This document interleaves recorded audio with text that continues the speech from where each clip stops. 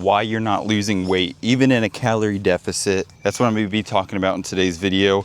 I know a lot of us are going through that where you're in this calorie deficit and the scale's not moving, or you just don't feel like you're seeing any changes in the mirror. And it is so frustrating, but I think I've kind of diagnosed the reasons why you might not be losing weight in a calorie deficit. First one being, you're not being honest with yourself. I fell victim to this horribly, where if I didn't track it, then it didn't count, which is a horrible mindset because everything you put in your mouth counts. You don't have to be absolutely perfect, but for one, if you're tracking your calories and you're supposed to be in a calorie deficit and you're not losing weight, more than likely you're just inaccurately tracking. One of the easiest ways to fall victim of inaccurate tracking is you're not weighing your food. Trust me, if you're currently not weighing your food and you're just going by like a measuring cup and stuff like that, you need to get a scale. You will notice the biggest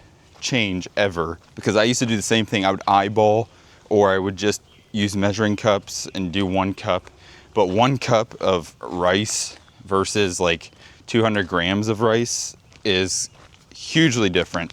And always track in grams. That's going to give you the most accurate tracking. Reason number 2, you might not be losing weight in a calorie deficit. You're not tracking, and this is going to be controversial, but it's true because I fell victim to this too. You're not tracking your fruits and vegetables. Yes, they are low calorie, but that doesn't mean they're 0 calories. And you can easily take yourself out of a calorie deficit with fruit. It's super easy to do. Trust me. And it's not the sugar in the fruit that's making you fat. It's just the fact you're not tracking it. Because I'm a huge supporter of fruit. I freaking love fruit more than anything.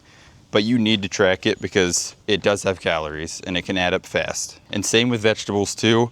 You should definitely use vegetables and fruits because it's so much volume for low calories. But just make sure you track and weigh it out just like everything else. And I know that's going to be controversial because a lot of people say you don't need to. And in the beginning, this could be true.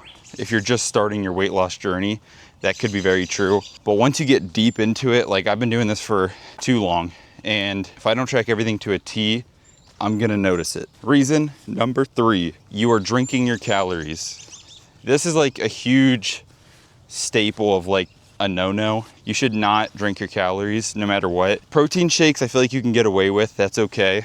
Those are different, but there's no reason you should be drinking any sort of like soda or juice or anything like that. And the reason being is because getting those calories from actual like whole foods is going to be 100 times more satiating compared to drinking those calories. So the moral story is you're not losing weight or fat because you're not truly in a calorie deficit, despite you thinking you might be, which it's not your fault.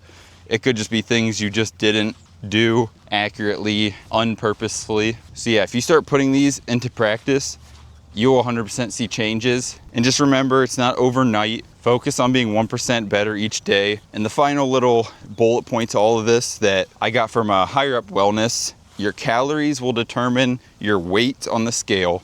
Your macros define your body composition, and your micronutrients will be how you feel at the end of the day. So you shouldn't cut out carbs completely. Make sure you keep your fats at least 25% of your nutrient breakdown, and focus on getting your micronutrients in because you'll feel 100 times better. A lot of people overlook that, which I do too. But yeah, hopefully this helped you guys out. Thank you so much for watching. We'll see you in the next one.